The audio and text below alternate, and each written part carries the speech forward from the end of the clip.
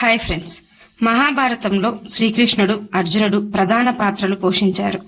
నరనారాయణులే ద్వాపరయుగంలో శ్రీకృష్ణార్జునులుగా జన్మించారు. శ్రీకృష్ణుడు, అర్జునుడు ఎంతో స్నేహంగా ఉండేవారు. ఒకరంటే ఒకరికి అమితమైన ప్రేమ, గౌరవం. శ్రీకృష్ణుడు ప్రపంచంలో అన్నిటికంటే అర్జునుడి స్నేహానికి ఎక్కువ విలువిచ్చేవాడు. అర్జునుడు కూడా అదే విధంగా శ్రీకృష్ణుణ్ణి ఎంతో స్నేహంగా, గౌరవంగా, భక్తిగా చూసేవాడు. శ్రీకృష్ణార్జునులు స్నేహితులే కాకుండా బంధువులు కూడా. శ్రీకృష్ణుడు అర్జునుని కోసం ఎన్నో చేశాడు. అర్జునుడు లేకపోతే జీవించలేనని శ్రీకృష్ణుడు దారకునికి చెప్పిన సందర్భం మనకు మహాభారతంలో కనిపిస్తుంది. అలాంటిది శ్రీకృష్ణుడిని చూసి భయంతో అర్జునుడు ఎందుకు వణికిపోయాడు? అసలు అర్జునుడు ఎందుకు భయపడ్డాడు? శ్రీకృష్ణార్జునుల మధ్య ఏం జరిగింది? ఇలాంటి సందేహాలన్నింటికీ సమాధానాలు ఈ వీడియోలో తెలుసుకుందాం. వీడియో చూస్తున్న వారిలో ఎవరైనా శ్రీకృష్ణుని భక్తులు ఉన్నట్లయితే తప్పకుండా జై శ్రీకృష్ణ అని కామెంట్ చేయండి. అంతకంటే ముందు ఎవరైనా మన ఛానల్ ని ఫస్ట్ టైం చూస్తుంటే ప్లీజ్ సబ్స్క్రైబ్ చేసుకోండి. అలాగే ఈ వీడియోని తప్పకుండా లైక్ చేయండి. మీ ఒక్క లైక్ మాకెంతో సపోర్ట్ నిస్తుంది. పాండవులు అరణ్య అజ్ఞాతవాసాలు పూర్తి చేసుకుని వారికి రావాల్సిన రాజ్యం తిరిగి ఇవ్వవలసిందిగా ఒక బ్రాహ్మణుణ్ణి దూతగా పంపుతారు.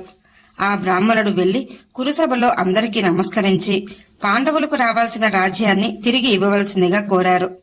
అలా జరగని పక్షంలో యుద్ధం తప్పదని చెప్పారని ఆ బ్రాహ్మణుడు చెప్పి అక్కడి నుండి వెళ్లిపోతాడు. ధృతరాష్ట్రుడు, భీష్మ పితామహుడు, విదురుడు లాంటి పెద్దవారందరూ దుర్యోధనునికి నచ్చజెప్పడానికి ప్రయత్నిస్తారు. కాని దుర్యోధనుడు ఎవరి మాటలను లెక్క చేయడు. పాండవులకు రాజ్యం ఇవ్వబోయేది లేదు, యుద్ధం జరిగి తీరుతుందని దుర్యోధనుడు అందరికీ తేల్చి చెప్తాడు. ఆ తర్వాత ధృతరాష్ట్రుడు ఎంతగానో ఆలోచించి కొడుకుల నాశనం తప్పదేమో అని భావించి ఎలాగైనా యుద్ధాన్ని ఆపాలని అనుకుంటాడు. మరుసటి రోజు సంజయుణ్ణి పిలిపించి పాండవుల వద్దకు వెళ్లి యుద్ధం మంచిది కాదని, కాబట్టి విరమించుకోమని చెప్పమని చెప్తాడు. సంజయుడు ఉపప్లావ్యంలో ఉన్న పాండవుల వద్దకు వెళ్లి ధర్మరాజుతో, మీరు యుద్ధానికి సిద్ధమయ్యారా? కౌరవుల పక్షాన ఉన్నది మహాయోధుడైన భీష్మ పితామహుడు, అలాగే మీ అందరికీ విలువిద్య నేర్పిన గురువు ద్రోణాచార్యుడు, ఇంకా చాలా మంది మహాయోధులు ఉన్నారు.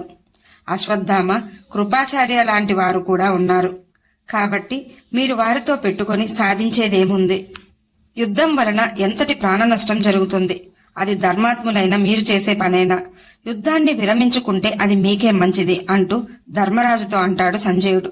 అందుకు ధర్మరాజు, మాకు యుద్ధం చేయడం ఇష్టం లేదు, కాని మమ్మల్ని నమ్ముకున్న ప్రజల బాధ్యత మాపైనే ఉంది. అందుకే మాకు రావాల్సిన రాజ్యం ఇవ్వమని దూతను పంపించాం అన్నాడు ధర్మరాజు. అక్కడే ఉన్న శ్రీకృష్ణుడు, ధర్మరాజు ధర్మం తెలిసినవాడు, ప్రజల క్షేమం కోసం ఎన్నో యాగాలను చేసినవాడు. ప్రజలు ధర్మరాజునే రాజుగా కావాలనుకున్న ధర్మజ్ఞుడు ధర్మరాజు. కాబట్టి వారికి రావాల్సిన రాజ్యం కావాలనుకోవడం అది అధర్మం ఎందుకవుతుంది అంటూ శ్రీకృష్ణుడు సంజయునికి సమాధానమిస్తాడు. వెంటనే సంజయుడు, వాసుదేవ, ధర్మరాజు ధర్మాత్ముడు, అందుకే యుద్ధం చేయడం వలన ఎంతో ప్రాణ నష్టం జరిగి వారి కుటుంబాల రోదన వలన ధర్మరాజుకి పాపం కలుగుతుంది. అలాంటి పాపం చేయడం మానేయమని కోరుతున్నాను అంటూ సంజయుడు శ్రీకృష్ణునికి చెప్తాడు. అందుకు శ్రీకృష్ణుడు, యుద్ధం అధర్మం అంటున్నావు, మరి పాండవులను ఎన్నోసార్లు దుర్యోధనుడు చంపాలని చూశాడు. నిండు సభలో స్త్రీ అని కూడా చూడకుండా ద్రౌపదిని ఘోరంగా అవమానించాడు. తర్వాత వారిని కుట్ర పన్ని అరణ్య అజ్ఞాతవాసాల పాలు చేశారు. ఇన్ని అధర్మాలు కౌరవులు చేస్తే నువ్వొచ్చి ధర్మరాజుకే యుద్ధం ధర్మం కాదని చెప్తున్నావు.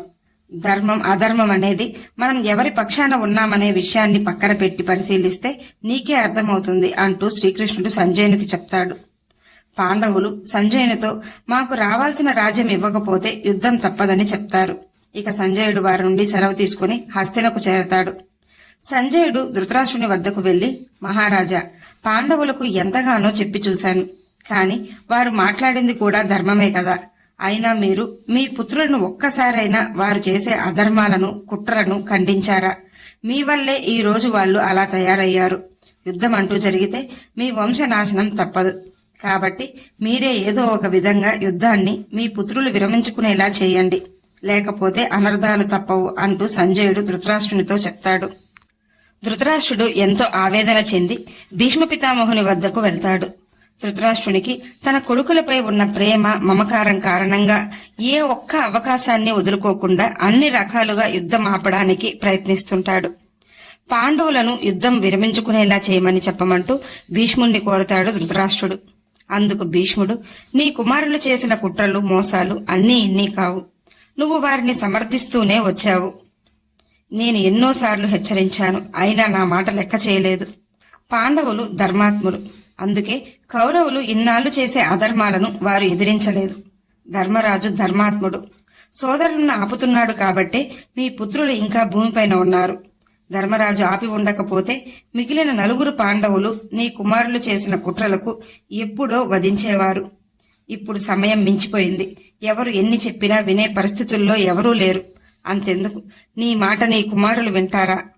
యుద్ధం వద్దని చెప్తే వింటారా? పాండవులకు రావాల్సిన రాజ్యాన్ని ఇవ్వమంటే ఇస్తాడా దుర్యోధనుడు?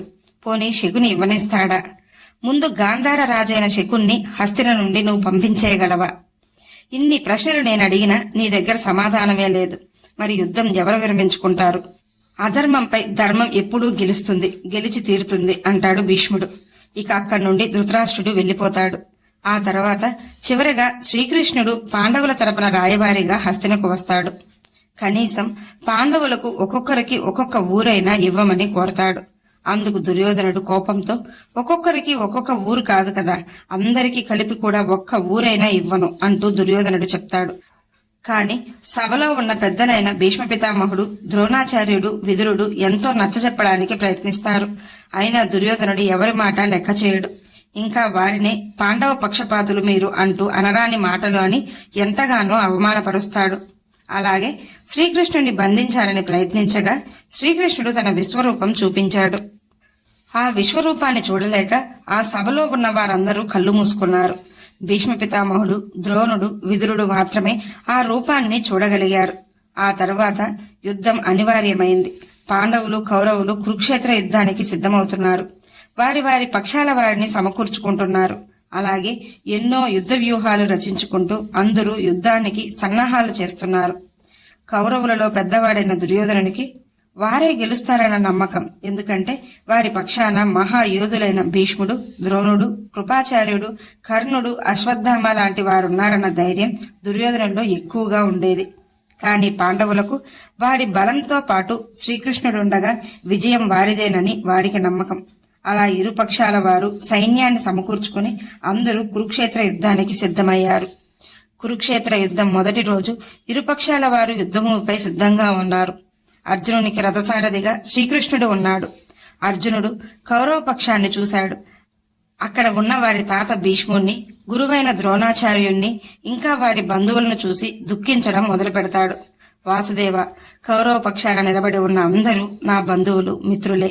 వారితో యుద్ధం చేయడం ధర్మం కాదు. అలా యుద్ధం చేసి వచ్చే రాజ్యం మాకొద్దు. మమ్మల్ని పెంచి పెద్ద చేసి ధర్మం నేర్పిన భీష్మ పితామహునితో యుద్ధమా? గురువైన ద్రోణాచార్యునితో యుద్ధం చేయడం ఎంత పాపం! ఈ యుద్ధం నేను చేయలేనంటూ దుఃఖిస్తూ రథంపై అలానే కూలబడతాడు.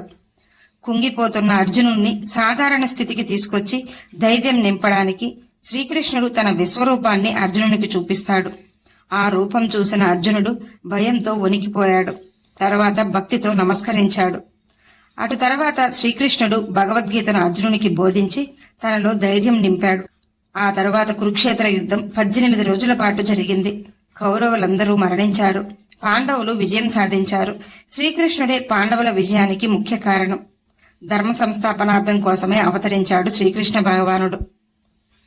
ఈ వీడియో మీకు నచ్చినట్లయితే లైక్ చేయండి, షేర్ చేయండి, అలాగే సబ్స్క్రైబ్ చేసుకుని పక్కనే ఉన్న బెల్ ఐకాన్ని ఆన్లో ఉంచుకోండి. Thanks for watching.